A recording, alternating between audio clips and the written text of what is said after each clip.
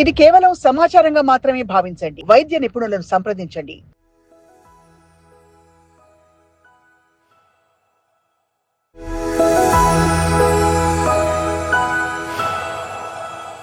ఇన్ని గ్లాసుల వాటర్ తాగాలా తాగకూడదు అనేది చాలామంది చాలా అటెంటివ్గా చూశారు. మరొకసారి మిమ్మల్ని అడుగుతున్నాం సార్, ఈ ప్రాస్టేట్ ఇష్యూస్ కానీ ఇట్లాంటి కొంచెం ఏజ్ రిలేటెడ్ ఇవి వచ్చినప్పుడు ఇంకా ఏం మార్పులు చేసుకుంటే మంచిదంటారు? వాటర్కు ప్రాస్టేట్కు సంబంధం లేదండి, అది ఓన్లీ కిడ్నీ స్టోన్స్ కొరకు. ఓకే, ఎందుకంటే క్రిస్టల్స్ ఫ్లష్ కావడానికి మనం తాగడానికి చెప్పాం. ప్రాస్టేట్ ఏంటంటే ఇది మెకానికల్ అబ్స్ట్రక్షన్. బ్లాడర్ ఉందండి, ప్యాసేజ్ బయటకు వచ్చినప్పుడు ఆ చుట్టూ కొద్ది బ్లాక్ చేస్తుంది అన్నట్టు. సో మనం మరీ ఎక్కువ వాటర్ తాగుతూ కూడా బ్లాడర్ మీద లోడ్ ఎక్కువ పడుతుంది.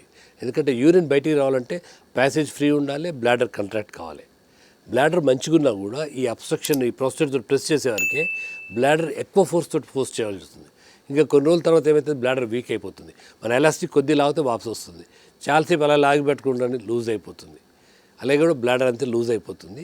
సో అందుకని ఎర్లీ స్టేజ్లో వచ్చినప్పుడు ఆ యూరోఫ్లోమెట్రీ అండ్ అల్ట్రాసౌండ్ రెండు చూసిన తర్వాత పిఎస్ఏ నార్మల్ ఉన్నప్పుడు మనం ఫర్దర్గా depends on the thing medication పెట్టాలా లేకపోతే సర్జికల్ అడ్వైస్ చేయాలా మేము చెప్పాం. అష్యూరెన్స్ ఇస్తూ చాలా ఇన్ఫర్మేటివ్గా చెప్పారు సార్.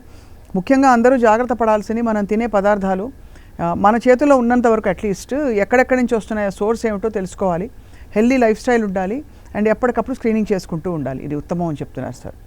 సార్ మరికొన్ని కిడ్నీ రిలేటెడ్ సమస్యల గురించి మిమ్మల్ని అడగదలుచుకున్నాయి ఈరోజు.